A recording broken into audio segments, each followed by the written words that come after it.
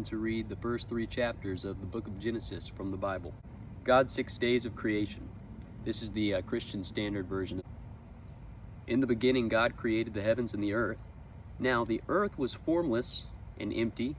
Darkness was over the surface of the deep, and the Spirit of God was hovering over the waters. And God said, "Let there be light." And there was light. And God saw that the light was good, and he separated the light from the darkness. He called the light day, and he called the darkness night. And there was evening, and there was morning, the first day. And God said, "Let there be a vault between the waters to separate water from water." So God made the vault and separated the water under the vault from the water above it. And it was so. God called the vault sky. And there was evening, and there was morning, the second day. And God said, "Let the water under the sky be gathered into one place, and let dry ground appear." And it was so. God called the dry ground land, and gathered the waters he called seas. And God saw that that was good. And then God said, "Let the land produce vegetation, seed-bearing plants and trees on the land that bear fruit with seed in it according to their various kinds." And it was so. The land produced vegetation, plants bearing seeds according to their kinds, and trees bearing fruit with seed in it according to their kinds. And God saw that that was good. And there was evening, and there was morning, the third day. And God said, "Let there be lights in the vaults of the sky, to separate the day from the night, and let them serve as signs to mark sacred times, days, and years. And let them be lights in the vaults of the sky, to give light on earth." And it was so. God made 2 great lights, the greater light to govern the day, and the lesser light to govern the night. He also made the stars. And God set them in the vault of the sky to give light on the earth, to govern the day and night, and to separate light from darkness. And there was evening, and there was morning, the 4th day. And God said, "Let the water teem with living creatures, and let birds fly above the earth across the vault of the sky." So God created the great creatures of the sea, and every living thing with which the water teems, and that moves about in it, according to their kinds, and every winged bird according to its kind. And God saw that it was good. God blessed them and said, "Be fruitful and increase in number, and fill the water in the seas, and let the birds increase on the earth." And there was evening, and then morning, the 5th day. And God said, "Let the land produce living creatures according to their kinds, the livestock, the creatures that move along the ground, and the wild animals, each according to its kind." And it was so. God made the wild animals according to their kinds, the livestock according to their kinds, and all the creatures that move along the ground according to their kinds. And God saw it was good. Then God said, "Let us make mankind in our image, in our likeness, so they may rule over the fish in the sea, and the birds in the sky, over the livestock and all the wild animals, and over all the creatures that move along the ground." So God created mankind in his image, in his own image. In the image of himself, God, he created them, male and female, he created them. God blessed them and said to them, "Be fruitful and increase in number, fill the earth and subdue it, rule over the fish in the sea and the birds in the sky, and over every living creature that moves on the ground." And God said, "I give you every seed-bearing plant on the face of the whole earth, and every tree that has fruit with seed in it. They will be yours for food. And to all the beasts of the earth, and all the birds in the sky, and all the creatures that move along the ground, everything that has the breath of life in it, I give every green plant for food." And it was so. God saw all that he made, and it was very good. And there was evening and morning, the 6th day. So that's all of chapter 1, God's 7th day of rest. Thus the heavens and the earth were completed in their vast array, and by the 7th day God had finished the work he had been doing. So on the 7th day he rested from all of his work, and then God blessed the 7th day and made it holy, because on it he rested from all the work of creating that he had done. This is the account of the heavens and the earth when they were created, when the Lord God made the earth and the heavens.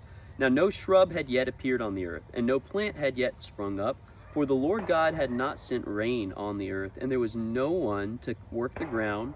But streams came up from the earth and watered the whole surface of the ground. Then the Lord formed a man from the dust of the ground and breathed into his nostrils the breath of life, and the man became a living being. Now the Lord God had planted a garden in the east, in Eden, and there he put the man he had formed. The Lord God made all kinds of trees grow out of the ground, trees that were pleasing to the eye and good for food. In the middle of the garden were the tree of life and the tree of knowledge of good and evil. A river watering the garden flowed from Eden, and there it was separated into 4 headwaters. The name of the first is Pishon. It winds through the entire land of Havilah, where there is gold.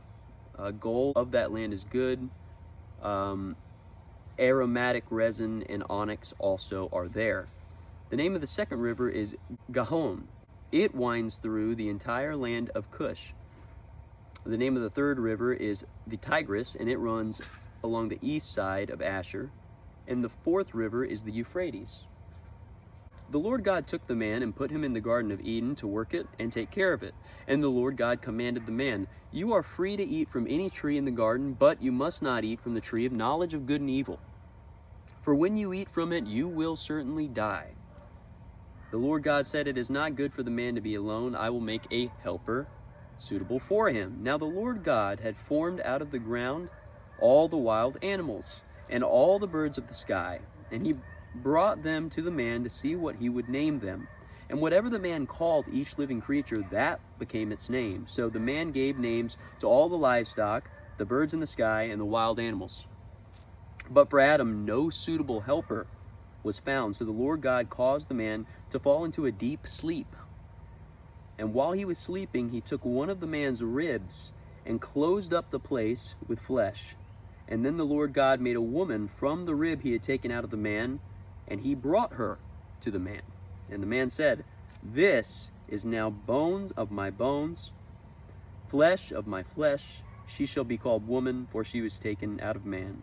And that is why man leaves his father and mother and is united to his wife, and they become one flesh.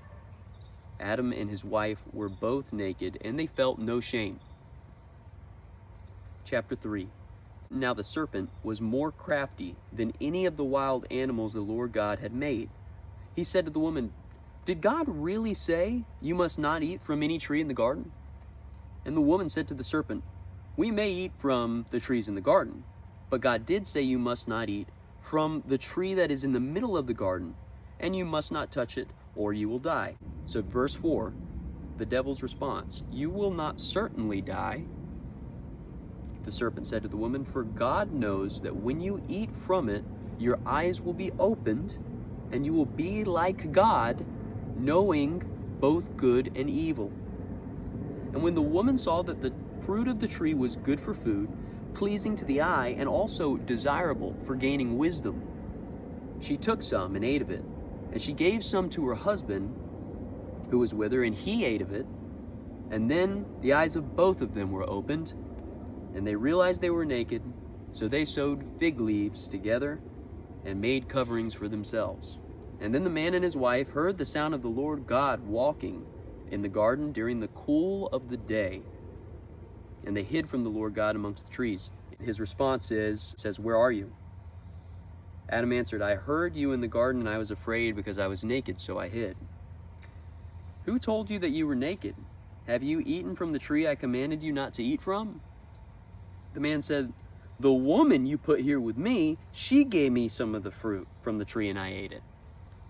So then the Lord God said to the woman, "What is this you've done?" And the woman said, "The serpent deceived me, and I ate."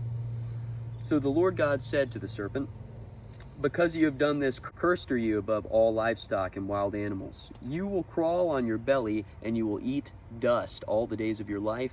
And I will put enmity between you and the woman, and between your offspring and hers, and he will crush your head, and you will strike his heel." That right there is the first prophecy of all time of Jesus Christ. To the woman, he said, "I will make your pains in childbearing very severe. With painful labor you will give birth to children. Your desire will be for your husband, and he will rule over you." To Adam he said, "Because you listened to your wife and ate the fruit of the tree, which I commanded you, you must not eat. Cursed is the ground because of you. Through painful toil you will eat food from it all the days of your life, and it will produce thorns and thistles for you, and you will eat the plants of the field. And by the sweat of your brow you will eat your food until you return to the ground, since from it you were taken, for dust you are, and dust you will return. Adam named his wife Eve because she would become the mother of all of the living. And the Lord God made garments of skin for Adam and his wife and clothed them. And the Lord God said, the man has now become like one of us. Look at the us again. The man has now become like one of us, knowing good and evil. He must not be allowed to reach out his hand and take also from the tree of life and eat. He'll live forever. So the Lord God banished him from the Garden of Eden to work the ground from which he had been taken.